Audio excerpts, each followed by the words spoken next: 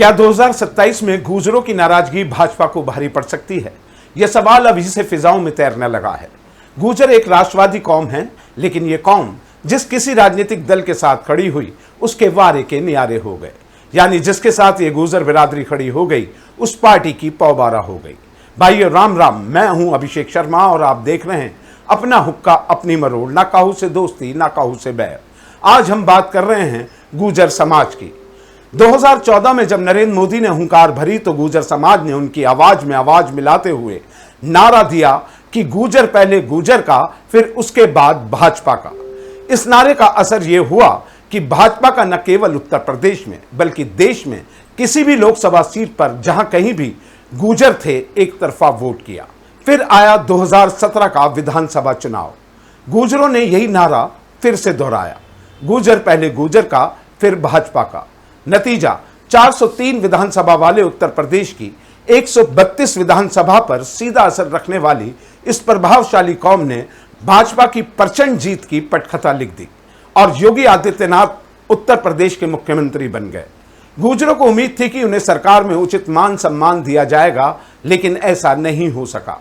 सरकार के गठन के साथ गुर्जर समाज को पूरी अनदेखी की गई और योगी सरकार के पहले कार्यकाल का आधा समय बीत जाने के बाद बिजनौर के युवा और जुझारू नेता डॉक्टर अशोक कटारिया को राज्य मंत्री स्वतंत्र प्रभार बनाया तो लगा भाजपा को गुर्जर समाज की याद आ गई है।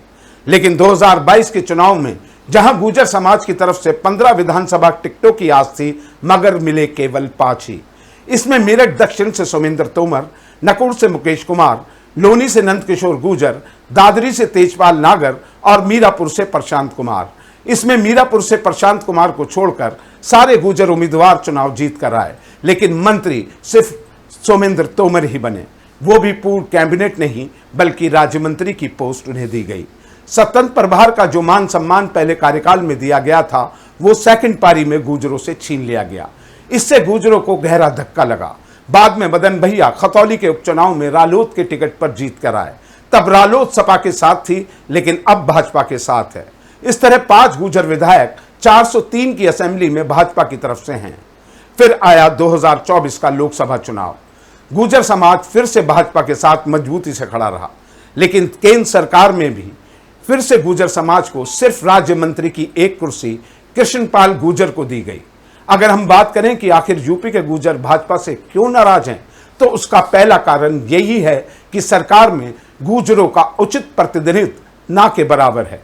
जो जातीय संतुलन भाजपा को बैठाना चाहिए था वो ना तो 2017 में और ना ही 2022 की योगी सरकार में बैठाया गया। नाराजगी का दूसरा कारण संगठन के बड़े पदों पर गुर्जर समाज के नेताओं की लगातार अनदेखी है। आंकड़े बताते हैं कि भाजपा और राष्ट्रीय लोकदल के बीच झूल रहे जाट समाज को भाजपा ने इस वफादार गुर्जर कौम की अपेक्षा ज्यादा तरजीह दी है। मसलन पश्चिमी उत्तर प्रदेश का अध्यक्ष पद देना हो या उत्तर प्रदेश का अध्यक्ष, जाट समाज से ही दिया गया। लेकिन जब बात पंचायत चुनाव की आई तो भाजपा संगठन अपना नारा जिसकी जितनी भागीदारी उसकी उतनी हिस्सेदारी को ही भूल गई।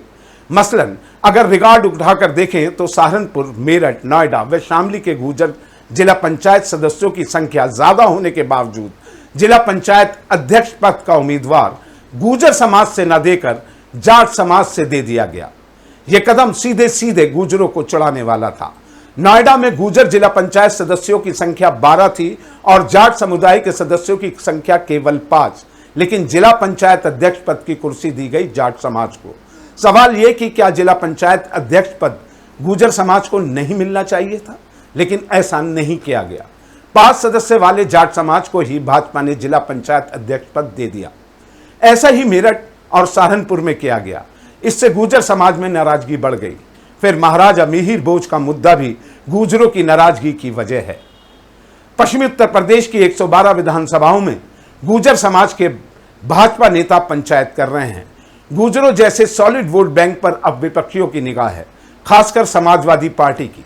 सूत्रों की माने तो अभी से ही समाजवादी पार्टी के मुखिया अखिलेश यादव ने गुर्जर समाज को 2027 विधानसभा चुनाव के लिए 17 सीटों का ऑफर कर दिया है।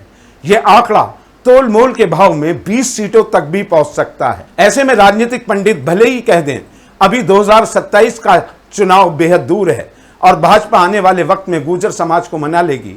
चुनाव से ठीक पहले गुर्जर समाज के नेताओं को यूपी में कैबिनेट मंत्री का पद देकर नवाजा जा सकता है। लेकिन अगर ऐसा हुआ तो गुर्जर समाज इस बार यही समझेगा कि यह सिर्फ चुनाव जीतने के लिए गुर्जर समाज को लुभाने का षड्यंत्र मात्र है। गुर्जर समाज में इस बार नया नारा तैयार हो रहा है, गुर्जर पहले गुर्जर का और बाद में जो भाजपा को हराए उसका। यह नारा आने वाले दिनों में अगर फिजाओं में गूंजता हुआ दिखाई दे तो हैरान मत होना। अगर भाजपा आलाकमान ये सोचे बैठा है कि वक्त आने पर गुर्जर समाज को ऑबलाइज करके वो मना लेंगे तो उनकी ये गलतफहमी भी हो सकती है। देखिए आने वाले वक्त में गुर्जर समाज किसका रुख करता है। लेकिन यूपी की 403 विधानसभा सीटों में 132 पर गुर्जर समाज 25,000 से 2 लाख मतदाता संख्या रखने वाला समाज है। कहीं किसी सीट पर वो सीधा जिताने की हैसियत रखता है तो कहीं हराने की। बगावत का बिगुल फूक चुका है। समय रहते इन बिंदुओं पर अगर ध्यान नहीं दिया गया तो यूपी की राजनीति में बड़ा उतार चढ़ाव संभव है।